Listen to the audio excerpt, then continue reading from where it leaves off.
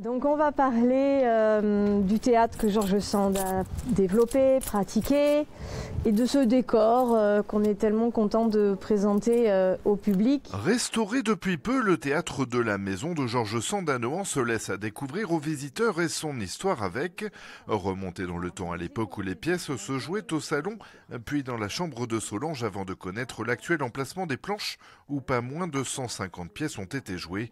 Une visite spécifique pour cet inédit 2022. Dans ces années-là, à l'aube de 1850, c'est un détail très pragmatique, mais ça compte, le chemin de fer arrive à Châteauroux. Et donc depuis Paris, George Sand, elle a une liberté de déplacement qu'elle n'avait jamais connue avant.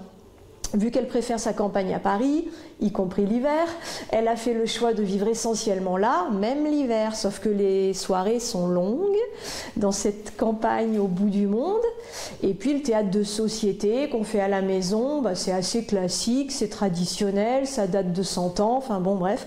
Donc avec ses proches, ses enfants qui étaient jeunes encore, ses amis, elle a développé ce petit théâtre de société au salon et assez rapidement elle s'est installée sur un espace qui était une chambre d'invités, généralement inoccupée. Puis sont venus les aménagements, des coulisses bien sûr, ainsi que faire tomber une cloison pour installer des spectateurs, une cinquantaine environ. Mais pour faire vivre la scène plus pleinement en 1856, George Sand sollicite le décorateur du théâtre du Gymnase à Paris, lieu pour lequel elle a déjà écrit 9 pièces. En l'espace d'un mois et demi, 11 décors sont créés, dont la serre, élu pour habiller la salle de spectacle aujourd'hui. Les décors que George Sand a fait faire pour son théâtre sont constitués de différents éléments. Des châssis de bois tendus de toile peinte, des toiles de fond, toutes sortes d'éléments mobiles, des accessoires, toutes sortes d'éléments mobiliers. Au total, dans les greniers, et ces décors, ils n'ont jamais quitté les greniers en fait. Alors aujourd'hui, c'est pas des greniers, c'est des réserves patrimoniales. Conditions de conservation sont optimales. On en a 400. Donc après, le problème, c'est arriver à reconstituer des espèces de puzzles qui tiennent la route, si vous voulez, qui présentent une unité.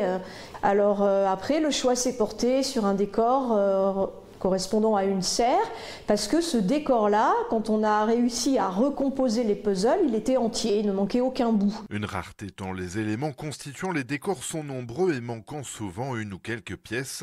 Fermé pendant 1 an, le théâtre a bénéficié d'un investissement de 120 000 € de l'État pour cette restauration.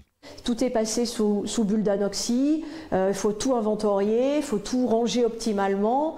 Oui, non, ça prend énormément de temps quand les choses sont faites de manière rigoureuse et scientifique, parce que c'est un travail scientifique qui est mené. Les conservateurs du Centre des Monuments Nationaux se sont appliqués à mener ce travail jusqu'au bout, sachant que sur cette demeure, d'une manière générale, il y a des travaux de restauration qui ont été entrepris depuis très longtemps et qu'on a quasiment fait le tour en fait. De nouveaux secrets à dévoiler car la double pratique théâtrale de Nohant entre la passion de Maurice pour les marionnettes et les pièces écrites par George Sand, dont certaines inédites sont en cours de retranscription.